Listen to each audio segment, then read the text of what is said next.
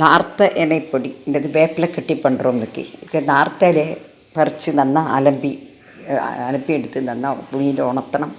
ഉണർത്തിയതിൽ തന്നെ നരമ്പെല്ലാം இருக்கும்னு അറിയാമല്ലോ, വെയിൻസ് അതെല്ലാം മാറ്റി இதுமாதிரி உலர்த்தி வச்சுக்கோ. இதுக்கு இலை எவ்வளோ எடுக்கிறோமோ அதுக்கு தகுந்தா போல் காரம், மிளகா, வாசனைக்கு பெருங்காயம், அப்புறம் கொஞ்சம் ஓமம், அசம்பதம் சொல்லுவோம் இல்லையா, அதை போட்டுக்கிறோம். அப்புறம் தகுந்த மாதிரி கொஞ்சம் புளி வேணும், உப்பும் வேணும்.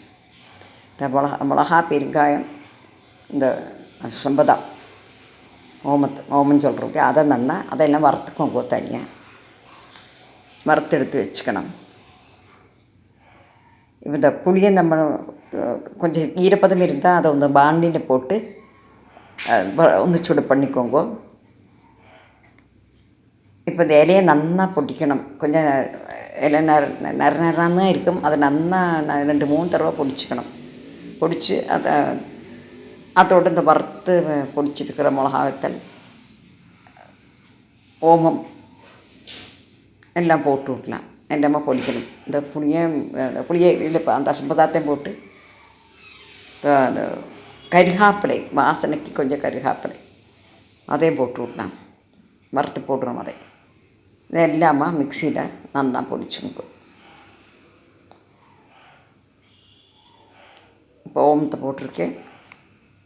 இதை 2-3 தடவை பொடிக்கணும். நல்லா இந்த இலை இந்த பொடி உங்களுக்கு அஜீரணத்துக்கு நல்லது. கால்சியம் இருக்குது இதில். இந்த ஆன்டி ஆக்சிடென்ட்ஸும் நிறைய இருக்குது. இப்போ எல்லாத்தையும் போட்டாச்சு.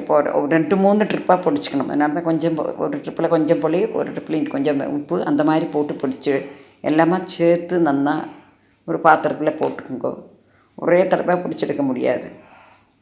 இது இப்போ எல்லாமே நல்லா சேர்த்து பிசைஞ்சு உருட்டி வச்சுக்கலாம். மோர் சாத்துக்கு ரொம்ப நல்லா இருக்கும். இது ஜீரணம்க்கு நல்லது. இப்போ மாதிரி உருட்டி ப்ரிசர்வ் பண்ணி வச்சுக்கோங்க.